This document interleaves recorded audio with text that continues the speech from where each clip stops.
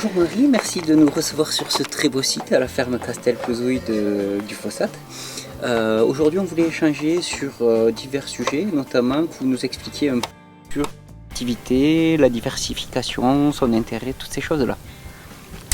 C'est avec plaisir que je vous accueille à la ferme de Castelpouzouille. J'ai créé la ferme en 2021, donc ça a fait 3 ans au mois de mars cette année. Et la diversification était déjà là à la base, mais elle n'a fait que s'amplifier au fur et à mesure des années. Donc on a commencé avec le maraîchage et la transformation des cochons charcutiers. Et puis ensuite est venu le camping à la ferme, et puis les troupeaux de brebis pour les agneaux viande et les poules pondeuses. Puisque chaque atelier a des investissements spécifiques, qui fait qu'économiquement et comptablement, il faut les répartir. Et sur les 3 ans, je trouve qu'on a déjà pas mal avancé. L'avantage de la diversification, c'est qu'on est en sécurité par rapport aux revenus et notamment par rapport à la saisonnalité. Au niveau du temps également, de la gestion du temps, de l'emploi du temps l'année, puisque le jardin c'est l'été, je n'ai pas de serre, donc c'est du plein champ. Et l'activité transformation charcuterie, c'est plutôt l'hiver. D'accord.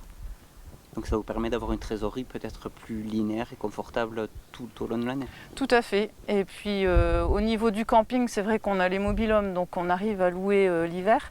Mais il est clair que l'été, c'est beaucoup plus rémunérateur. Et le jardin et la charcuterie, on va dire que c'est linéaire, du coup, ces 2 activités-là sur l'année. Et puis après, tout le reste, c'est du complément qui fait qu'on est dans le confort par rapport à la trésorerie sur l'année. Donc, je crois savoir que tu viens de notre activité, que tu as fait une reconversion. Comment tu as été accompagnée, comment tu as été aidée au lancement de ton activité? Alors au niveau de mon activité, c'est vrai que j'ai fait une sacrée reconversion étant donné que j'étais gestionnaire comptable. Donc j'avais des entreprises dans le Nord et quand je suis partie de là-haut, j'ai vendu mes parts et je suis arrivée ici me demandant ce que j'allais pouvoir faire.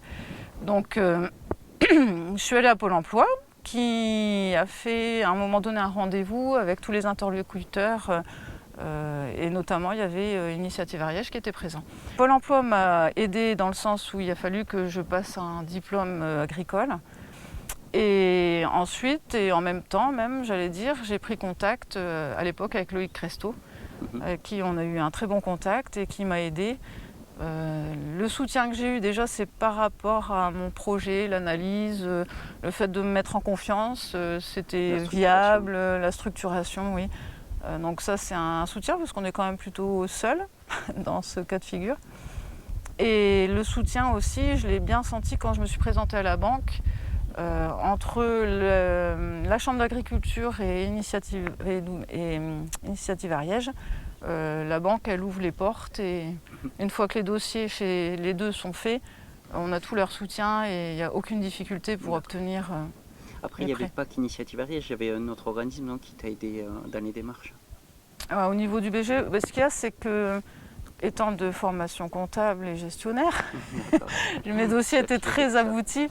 Alors, c'est plus dans l'accompagnement et des prises de contact, puisque j'étais déracinée et j'avais plus aucun contact avec personne au niveau de tous les professionnels qui sont nécessaires, que ce soit la création des supports publicitaires ou peu importe, n'importe quel fournisseur. Donc l'accompagnement t'a aussi permis de te construire un réseau local. C'est ça, tout à fait.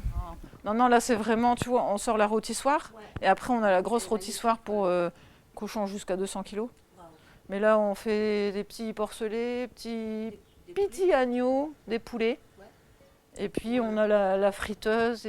Alors au niveau du camping, on a 6 emplacements de tentes. Donc évidemment ça c'est très saisonnier, encore que c'est surtout la météo. On va pas dire qu'en juin on fait le plein, quand le mois de juin est pluvieux ou incertain comme en ce moment.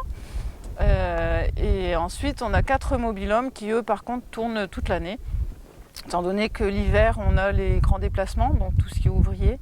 Et puis on n'est pas très loin des stations de ski, donc le week-end on a même des Toulousains ou peu importe des gens d'un peu plus loin ou pas qui comblent et qui font que les mobil-homes tournent toute l'année. Et après on est dans une zone où il ne gèle pas ou alors -1, -2 sur 2 jours. Donc ça permet quand même de pouvoir se promener et profiter des coteaux.